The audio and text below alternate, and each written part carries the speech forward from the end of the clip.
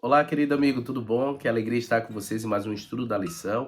Essa semana estamos estudando aos mais pequeninos irmãos, que na minha opinião o título é Aos Meus Pequeninos Irmãos, tá certo? E aí ontem a lição de segunda não deu pra gente falar, fiquei gripado e ontem estava muito ruim, o olho inchado, mas hoje já estamos melhor. E aí dando só uma pincelada na segunda pra gente ir pra terça, segunda deixou claro que existem vários textos bíblicos que falam sobre o cuidado com os pequeninos irmãos. Seriam eles quem? O povo de Israel tinha um cuidado com os estrangeiros e nós temos pessoas vindo de outros países para estar conosco, né, morar aqui no Brasil, refugiados, precisamos cuidar deles. E também o texto de Deuteronômio que ele deixa claro que os pobres sempre tereis convosco. Então, sempre há pessoas necessitadas e a gente tem que cuidar delas. Há promessas para os que ajudam os necessitados. Provérbios 28 e 27 diz: Quem dá ao pobre não passará necessidade. Olha que promessa. Cuidando dos outros, Deus cuida de nós. O rei que julga os pobres, segundo a verdade, firmará o seu trono para sempre. Então, você que é líder aí em sua comunidade, seja no aspecto político ou religioso, Deus cuidará também da sua posição se você cuidar dos necessitados, tá certo? Bem-aventurado é aquele que ajuda os necessitados. O Senhor o livra do dia mau. Então, queridos, ajude aqueles que estão ao nosso redor. E aí, falando sobre o jovem rico. Essa história ela tem um destaque tão grande que ela está nos evangelhos sinóticos, Mateus, Marcos e Lucas, que são os evangelhos bem parecidos, e eles falam sobre essa mesma história. Sabe por quê?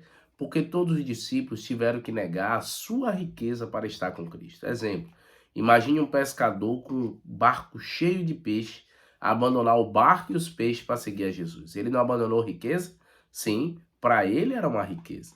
O que é mais rico para um pescador do que peixe e barco? Então eles fizeram assim porque aceitaram o segue-me de Jesus. Então nesse relato da história desse jovem, ele só se destaca duas coisas, né? Aparece. Era alguém que tinha muitas posses, mas alguém que tinha interesse de conhecer a Deus. E ele chega e fala, né? Senhor, a gente vai ler na versão de Mateus 19, verso 16, diz: Eis que alguém aproximando-se lhe perguntou: Mestre, que farei eu de bom para alcançar a vida eterna? E aí Jesus falou, né? Sobre a obediência. Que alguns acham que é só aceitar, falar assim: eu aceito a Jesus. Não, é ser obediente a Deus. E aí ele disse: então o que é essa obediência? Aí Jesus disse: não matar, não adulterar. Ele disse: eu já tenho feito todas essas coisas. Aí Jesus fala: então você quer ser perfeito? Vai, vende tudo que tem, dá aos pobres e segue-me. E aí disse que ele saiu triste porque tinha muitas posses. Meus amigos, há muitas pessoas que eles fazem até o bem, mas nunca se entregaram inteiramente a Deus. Não é que Deus convida a todos para vender tudo que tem, mas Deus ele nos convida a ter o foco no céu. A gente falou na lição anterior sobre gratificação adiada. Por exemplo, nós plantamos muita coisa hoje para colher no futuro. Exemplo, Jesus disse: vai vender tudo que tem e dá aos pobres, mas Jesus prometia a ele o principal, a vida eterna, o que havia de melhor. Então nós também precisamos entender que hoje a nossa vida parece perca em alguns aspectos, mas é para ganhar a recompensa final, que é a vida eterna. Porém, muitos querem a recompensa imediata, riqueza, lazer, mas assim Deus promete o futuro. Será que podemos ter uma vida boa hoje? Podemos. Quando a gente tem uma família feliz. Uma irmã até falou assim para mim no início da lição dessa semana, né? Ela disse assim: pastor, o problema é que o nosso foco em ser feliz, em riqueza, está apenas no dinheiro.